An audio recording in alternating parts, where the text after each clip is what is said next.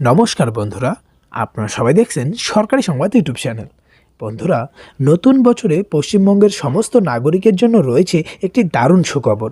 2023-এর শুরুতেই স্বয়ং মুখ্যমন্ত্রী মমতা বন্দ্যোপাধ্যায় সাধারণ মানুষদের কথা মাথায় রেখে আরও নতুন দুটি প্রকল্প চালু করলো। বন্ধুরা, পশ্চিমবঙ্গ সরকারের তরফে এই প্রকল্প দুটি সম্পর্কে বিশদে সমস্ত তথ্য জানানো হবে। তো বন্ধুরা, আসুন এবার দেখে নেওয়া যাক যে রাজ্য সরকারের তরফে সমগ্র পশ্চিমবঙ্গের নাগরিকদের জন্য কোন দুটি বিশেষ প্রকল্পকে চালু করা হলো, এই প্রকল্পে কি কি সুবিধা থাকছে, কিভাবে আপনারা আবেদন করতে পারবেন। অবশ্যই কিন্তু বন্ধুরা ভিডিওটিকে একদম শেষ পর্যন্ত দেখবেন। আর এই ধরনের দরকারি আর গুরুত্বপূর্ণ খবর যদি প্রতিদিন আপনাদের মোবাইলে পেতে চান, তাহলে অবশ্যই ভিডিওটিকে একটি লাইক করে পাশে লাল রঙের সাবস্ক্রাইব বাটনে ক্লিক করে পাশের বেল নোটিফিকেশনটা অল করে দেবেন। বন্ধুরা, রাজ্য সরকারের পক্ষ থেকে জানানো হয়েছে যে পশ্চিমবঙ্গের নাগরিকদের সুবিধার জন্য যে দুটি নতুন প্রকল্প কার্যকরী করা হয়েছে, সেই দুটি কর্মসূচি আগামী দিনে রাজ্য জুড়ে দিদির সুরক্ষা কবচ এবং দিদির দূত নামেই পরিচিত হবে।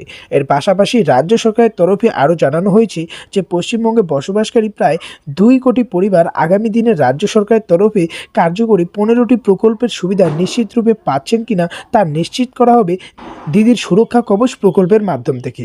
বন্ধুরা, বিভিন্ন সূত্র মারফত তরফে জানা গিয়েছে যে দিদির সুরক্ষা কবচের অধীনে 6টি ক্ষেত্রে মোট 15টি প্রকল্প সম্পর্কিত বিস্তারিত তথ্য জানানো হবে। তো 1 নম্বরে বলা হয়েছে দিদির সুরক্ষা কবচের অধীনে প্রথমে যে বিষয়টি স্থান পেয়েছে তা হলো সামাজিক সুরক্ষা। সামাজিক সুরক্ষার অধীনে রয়েছে লক্ষ্মীর ভাণ্ডার, মানবিক পেনশন প্রকল্প, কৃষক বন্ধু প্রকল্প, বিধবা ভাতা, সামাজিক সুরক্ষা যোজনা সম্পর্কিত বিস্তারিত তথ্য থাকছে। বন্ধুরা, দ্বিতীয় ক্ষেত্রে উপার্জনের আওতায় থাকতে যুবশ্রীর মতো অত্যন্ত জনপ্রিয় প্রকল্প। তৃতীয় ক্ষেত্রে স্থান দেওয়া হয়েছে শিক্ষাকে, আর শিক্ষার আওতায় রয়েছে কন্যাশ্রী, ঐক্যশ্রী, শিক্ষাশ্রী সহ স্টুডেন্ট ক্রেডিট কার্ডের সুবিধা। চতুর্থ ক্ষেত্রে রয়েছে স্বাস্থ্য, আর স্বাস্থ্যের আওতায় রয়েছে রাজ্য সরকারের তরফে কার্যকরী স্বাস্থ্যসাথী প্রকল্প। পঞ্চম স্থানে রয়েছে আবাস, তার সাধারণত মানুষের বাসস্থানের ক্ষেত্র সুরক্ষিত করতে এক্ষেত্রে বাংলা আবাস যোজনা এবং নিজ গৃহ নিজ ভূমি স্কিমকে স্থান দেওয়া হয়েছে। ষষ্ঠ ক্ষেত্রে রয়েছে জয় বাংলা, এবং জয় বাংলার অধীনে স্থান দেওয়া হয়েছে জয় জোহার ও তপশিলি বন্ধু প্রকল্পকে।